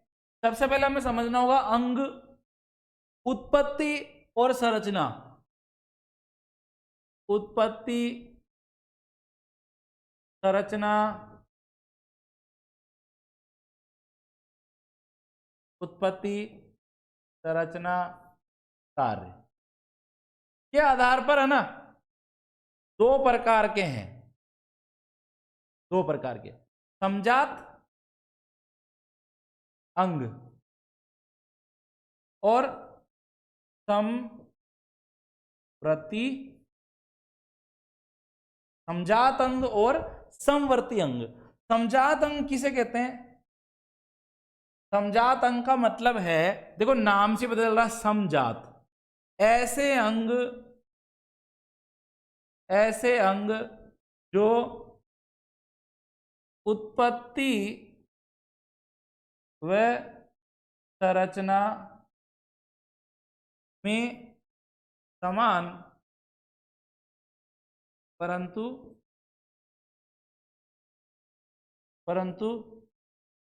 कार्यों में भिन्न हो, या जिनके कार्य अलग अलग हो, समजात अंग कहलाते हैं। ठीक है, क्या कहलाते हैं? समजात अंग कहलाते हैं। ऐसे अंग जो उत्पत्ति में व संरचना में तो समान है, परंतु परंतु उनके कार्य क्या है, भिन्न भिन्न है, समजात अंग कहलाते हैं। मतलब जाति से तो समान है अंग, लेकिन कार्य में अलग है। ठीक है, जैसे इधर आप देखिए मानव के अग्रपाद, मानव के अग्रपाद, ठीक है, मानव में जैसे ये मेरे दो हाथ है, ये मेरे अग्रपाद ही तो है, इसमें हड्डियां पाई जा रही है, ये ह्यूमरस है। ये कौन सी हड्डी है, ह्यूमरस है। आ रही है बात आपको समझ में। और ह्यूमरस के पास में क्या है, यहां पर ये रेडियो अल्ना है। क्या है ये, रेडियो अल्ना है। ध्यानपूर्वक सुनिए, ध्यानपूर्वक कि ये मानव के अग्रपाद, ठीक है। इसी प्रकार से आप पक्षी के अगर पंख को भी देखोगे ना, तो पंख के अंदर भी आपको ह्यूमरस और रेडियो अल्ना मिलेगी। ठीक है, व्हेल, जबकि पक्षी तो उड़ता है। ठीक है, हम हमारे हाथों के द्वारा क्या कर सकते हैं, चीजें पकड़ सकते हैं, चीजें पकड़ सकते हैं, कोई भी चीज को आप पकड़ सकते हो। पक्षी अपने पंखों के द्वारा उड़ सकता है। व्हेल अपने जो मीन पक्ष है इसके द्वारा तैर सकती है पानी में। क्या कर सकती है, तैर सकती है। लेकिन पता है मानव के अग्रपाद की संरचना, पक्षी के पंख की संरचना और व्हेल के जो मीन पक्ष है या जो ब्लू व्हेल है उसके जो पंख है उसकी संरचना समान है। तो अपन क्या बोल सकते हैं कि मानव के अग्रपाद, पक्षी के पंख, व्हेल के मीन पक्ष, ये उत्पत्ति व संरचना में तो समान है परंतु कार्यों में भिन्न है। ठीक है, और ऐसे अंग क्या कहलाते हैं, समजात अंग कहलाते हैं। तो समजात अंगों का आंसर क्या हो गया अपना, ये हो गया कि मानव के अग्रपाद, पक्षी के पंख, व्हेल के मीन पक्ष, ठीक है, तीनों उत्पत्ति संरचना में समान है। तीनों में आप हड्डियां देखोगे ना एक जैसी ही मिलेगी। लेकिन भैया मनुष्य का जो अग्रपाद है वो हाथ का काम कर रहा है, चीजों को पकड़ रहा है, पक्षी में उड़ने का काम कर रहा है, व्हेल में तैरने का ये कार्य कर रहा है। इधर आप देखिए ध्यानपूर्वक, मानव के अग्रपाद ये तो होगा नहीं, यहां पर यही है अपना पहला आंसर। ठीक है, नेक्स्ट की तरफ बढ़ते हैं हम। यहां पर देखिए आप ध्यानपूर्वक, संघ एनेलिडा और मोलस्का की योजक कड़ी है। एनेलिडा और मोलस्का की योजक कड़ी है। यहां पर देखिए ध्यानपूर्वक पेरिपेटस, पेरिपेटस ऐसा ऐसा जीव होता है, ये लट जैसा। कभी आपने मटर वगैरह छिले होंगे तो उसमें ऐसी लट जैसी निकल जाती है, ऐसा होता है। अब मैंने अभी बोला कीड़े जैसा दिख रहा है, ये किसके जैसा दिख रहा है, कीड़े जैसा। और कीड़ों को कौन से संघ में रखा गया है, आर्थ्रोपोडा संघ में रखा गया है। लेकिन पता है ये जोंक के जैसा भी दिख रहा है, जोंक नहीं होती या जो केचुआ नहीं होता उसके समान इसके शरीर पर खंड भी पाए जा रहे हैं। तो भैया इसे एनेलिडा अंग में भी रखा जा सकता है। तो अपन क्या बोल सकते हैं कि जो ये पेरिपेटस है ये किसके बीच की कड़ी है, एनेलिडा और आर्थ्रोपोडा के बीच की कड़ी है। पेरिपेटस में अपन लिख लेते हैं ये आर्थ्रोपोडा का सदस्य है। और ये किसके बीच की कड़ी है, आर्थ्रोपोडा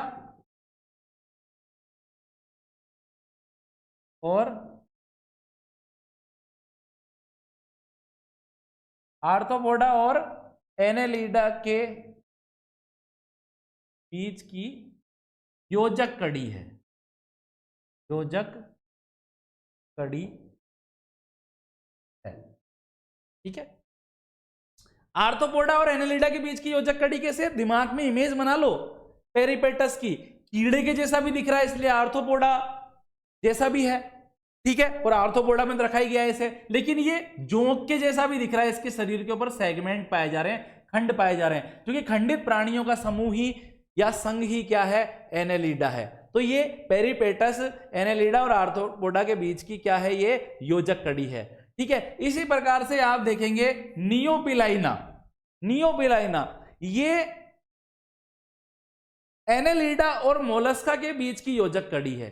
ये किसके बीच की योजक कड़ी है, अपन ये बोल सकते हैं कि नियोपिलाइना मोलस्का का सदस्य है। किसका सदस्य है, मोलस्का का सदस्य है, मोलस्का संघ का सदस्य है, मोलस्का संघ का सदस्य है। और यह मोलस्का व आर्थ्रोपोडा के, सॉरी जल्दबाजी में, और यह मोलस्का व एनेलिडा के बीच की योजक कड़ी है। एनेलिडा, मोलस्का और एनेलिडा के मध्य की योजक कड़ी है, के मध्य की योजक कड़ी है। ठीक है, यहां पर देखिए आप ध्यानपूर्वक, ऐसा दिखाई देता है, ये ऐसा दिखाई, ठीक है, शंख जैसा भी दिख रहा है, सीपी जैसा भी दिख रहा है, तो मोलस्का में रखा ही गया है इसे, और इसके ऊपर एनेलिडा की तरह खंड भी पाए जा रहे हैं, तो ये क्या हो गया, एनेलिडा के समान भी दिख रहा है। तो नियोपिलाइना मोलस्का फाइलम का सदस्य है और इसे मोलस्का और एनेलिडा की योजक कड़ी माना जाता है। काइटन को समुद्री चूहा कहते हैं, समुद्री चूहा कहते हैं। इसका अगर आप डायग्राम देखेंगे तो ऐसा बनेगा, काइटन समुद्री चूहा के नाम से इसे जाना जाता है। ठीक है, और ये मोलस्का का ही सदस्य, किसका सदस्य है, मोलस्का का सदस्य। ठीक है, इसी प्रकार से जो नोटिलस होता है ये भी किसका सदस्य है, मोलस्का का। ठीक है, और इसका डायग्राम अगर आप देखेंगे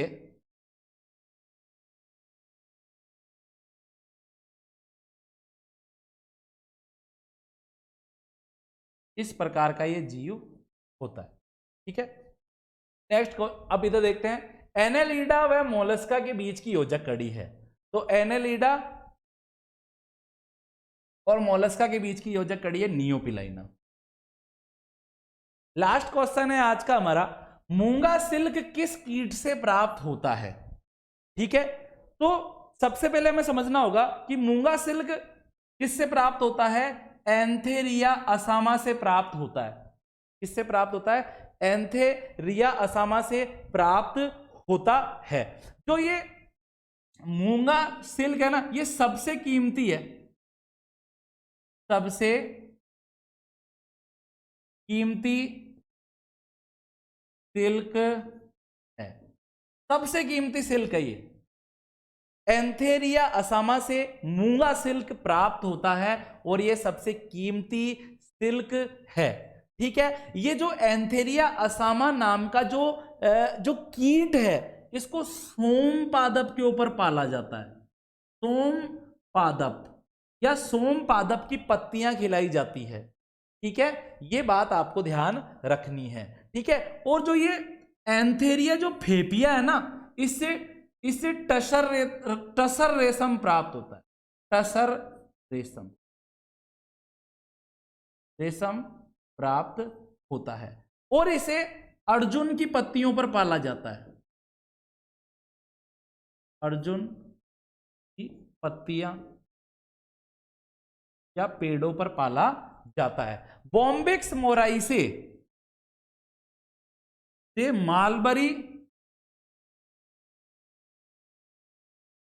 मालबरी रेशम या सिल्क प्राप्त, मालबरी रेशम प्राप्त होता है। इसे शहतूत की पत्तियों पर पाला। ठीक है, तो हमारा सही आंसर क्या है, मूंगा सिल्क किस कीट से प्राप्त होता है। ठीक है, मूंगा सिल्क एंथेरिया असामा से प्राप्त होता है, सबसे कीमती रेशम है। एंथेरिया असामा एक ऐसा कीट है जो किसी भी मौसम में पाला जा सकता है। सोम पादप की पत्तियों पर इसे पाला जाता है। 12 के 12 महीने ये रेशम प्रदान करने की क्षमता रखता है। ठीक है, एंथेरिया फेपिया टसर रेशम, याद कर लेना आप, एंथेरिया फेपिया टसर रेशम प्राप्त होता है इस कीट की एंथेरिया फेपिया नाम की जाति से टसर रेशम प्राप्त होता है, अर्जुन की पत्तियों पर पाला जाता है। ठीक है, मालबरी रेशम किससे प्राप्त होता है, बॉम्बिक्स मोराई से प्राप्त होता है और इसे शहतूत की पत्तियों पर पाला जाता है। ठीक है, तो आई होप, मुझे उम्मीद है कि जो आज हमने पढ़ा है वो क्वेश्चन आपने ध्यानपूर्वक देखे होंगे। ठीक है, आप जब भी पढ़ने आए तो अपने साथ में अपनी नोटबुक जरूर लाएं। ठीक है, पूरे फोकस के साथ पढ़ें और महत्वपूर्ण बिंदुओं को आप नोट जरूर करें और सभी अपना ख्याल जरूर रखें। सभी को टेक केयर, सभी को राधे राधे, सभी को जय श्री कृष्ण।